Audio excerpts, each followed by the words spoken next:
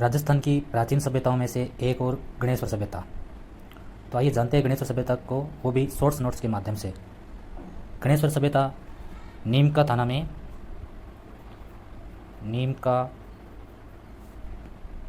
थाना सीकर में स्थित है, सीकर में स्थित है। और गणेश्वर जो सभ्यता है ये कांतली नदी के किनारे है। तो नदी कौन सी हो गई? कांतली नदी, कांतली नदी। प्रश्न ये बन सकता है कि गणेश्वर सभ्यता किस नदी के किनारे है, या फिर कांतली नदी के किनारे कौन सी सभ्यता है? तो गणेश्वर सभ्यता। जो कांतली नदी है इसका उद्गम कहाँ से होता है? तो कांतली नदी का उद्गम कांतली नदी का उद्गम खंडेला की पहाड़ियों से होता है, खंडेला की पहाड़ियों की पहाड़ी से। और कांतली नदी के बहाव को क्षेत्र को क्या कहते हैं? बहाव क्षेत्र, बहाव क्षेत्र को कहते हैं तोरावाटी। तो किस नदी के बहाव क्षेत्र को तोरावाटी कहते हैं? तो हो गई कांतली नदी। अब जो गणेश्वर सभ्यता है उसके उपनाम, गणेश्वर सभ्यता के उपनाम। गणेश्वर सभ्यता को पुरातत्व का पुष्कर कहा जाता है, पुरातत्व का पुष्कर। कौन सी सभ्यता को कहते हैं? गणेश्वर सभ्यता को। और भारत में ताम्रयुगीन सभ्यता की जननी, भारत में ताम्रयुगीन सभ्यताओं की जननी,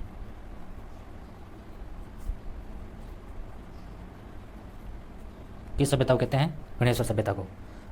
इसको एक नाम और जो है, ताम्र संचयी संस्कृति का स्थल है।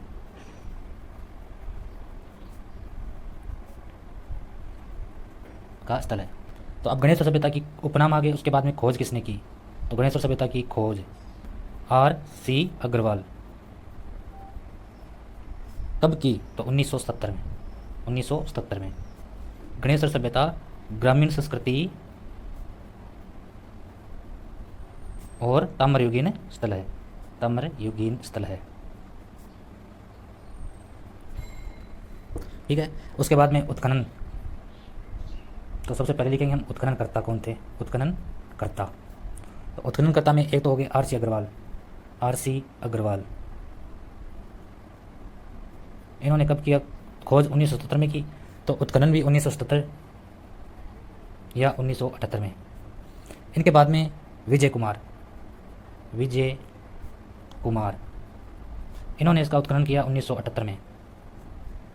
उत्खनन के बाद में अवशेष, तो तांबे का वर्णाग्रह, वर्णाग्रह को तर्कस भी कहते हैं, तर्कस।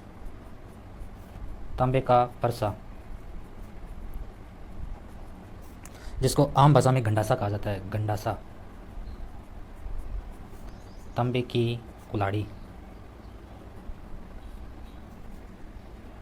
तांबे की हेयरपिन। कौन सी सभ्यता से मिली? गणेश्वर सभ्यता से। इन सभी उपकरणों में 99% शुद्ध तांबे का प्रयोग किया गया, शुद्ध तांबे का प्रयोग। गणेश्वर सभ्यता के अन्य तथ्यों में हमें याद रखना है कि यहाँ से मछली पकड़ने का कांटा मिला, मछली पकड़ने का कांटा मिला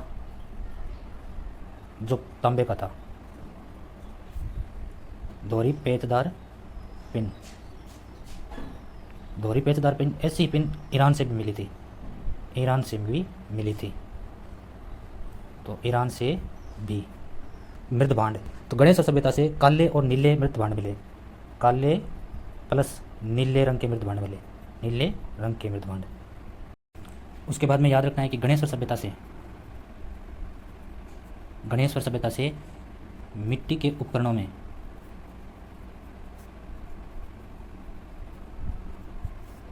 सर्वाधिक क्या मिला? छल्लेदार मिट्टी के बर्तन। तो यह भी पूछा जा सकता है कि छल्लेदार मिट्टी के बर्तन कौन सी सभ्यता से मिले? तो गणेश्वर सभ्यता से। आगे देखो, गणेश्वर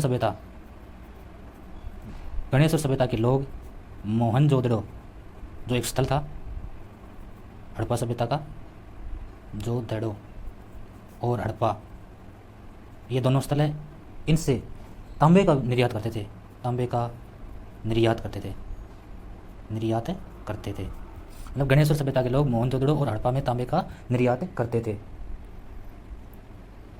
आगे गणेश्वर सभ्यता की जो सामग्री है, मतलब जो उपकरण मिले, वो सारी सामग्री श्री राजकुमार